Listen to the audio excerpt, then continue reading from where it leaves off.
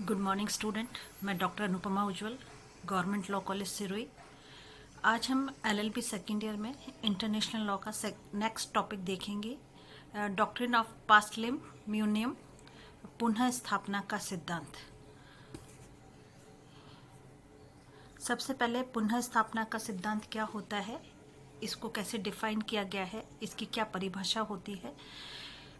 सबसे पहली परिभाषा जो है ओपेनहाइम के द्वारा दी गई है। ओपेनहाइम के अनुसार आधुनिक अंतर्राष्ट्रीय विधि में पुनः स्थापना का अर्थ यह होता है कि जो राज्य क्षेत्र, व्यक्ति तथा संपत्ति युद्ध के दौरान शत्रु के आधिपत्य में आ जाने के बाद या तो युद्ध के दौरान या युद्ध की समाप्ति पर मौलिक प्रभुत्व संपन्न शासक के नियंत्रण के अधीन वापस आ जाती है, तो उस वस्तु की विधिक स्थिति वैसी ही पुनः स्थापित हो जाती है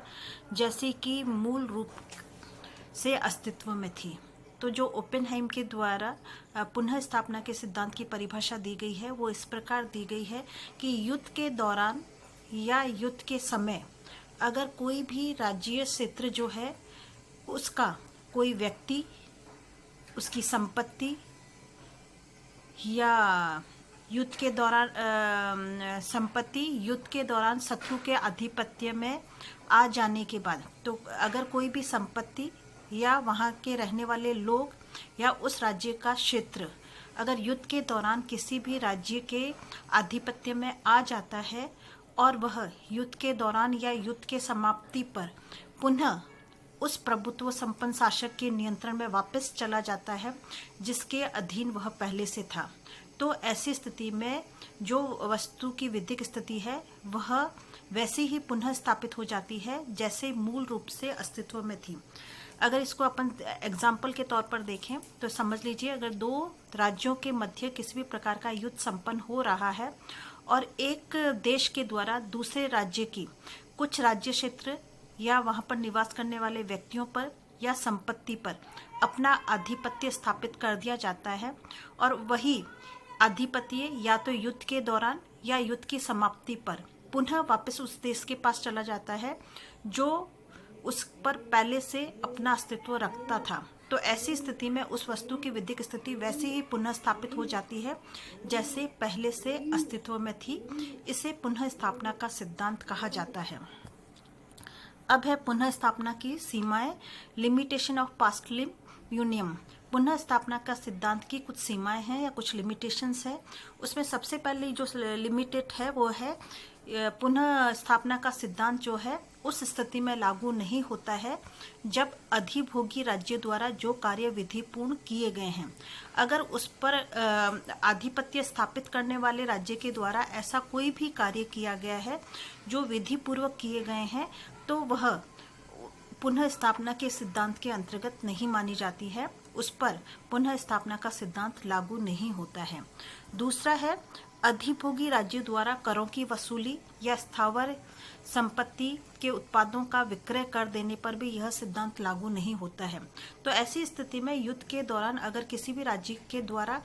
दूसरे राज्य के क्षेत्र पर आधिपत्य कर लिया जाता है और उस राज्य क्षेत्र पर अगर उन्होंने किसी भी प्रकार की करों की वसूली की है या वहाँ पर जो संपत्ति है वहाँ पर अगर किसी भी प्रकार का कोई भी उत्पादन हुआ है उसको वो विक्रय कर चुके हैं, तो ऐसी स्थिति में वहाँ पर यह पुनः स्थापना का सिद्धांत लागू नहीं होता है।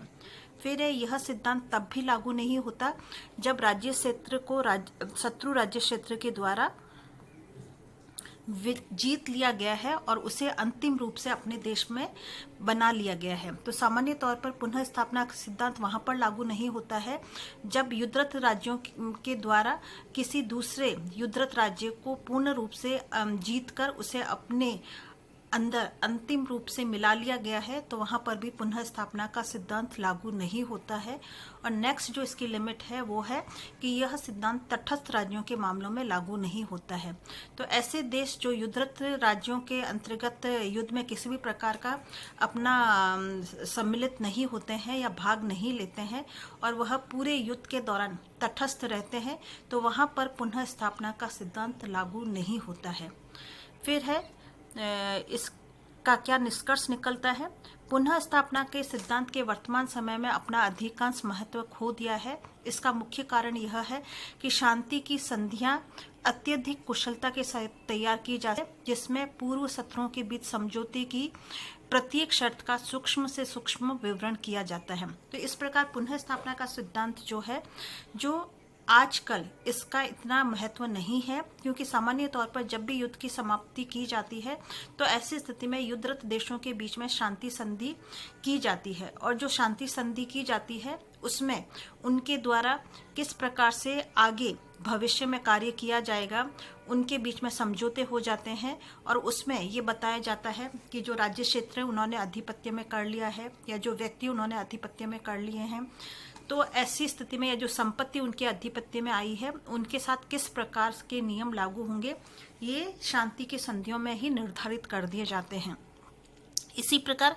परंतु ऐसी स्थिति में जहां पर शांति संधि मौन हो और उसमें अधिकारों व संपत्ति के संबंध में युद्ध के दौरान परिवर्तन हुआ है, उसके संबंध में प्रत्यक्ष या परोक्ष कोई भी प्रावधान नहीं किया गया हो, वहां संपत्ति के कर्तव्यों तथा व्यक्तिक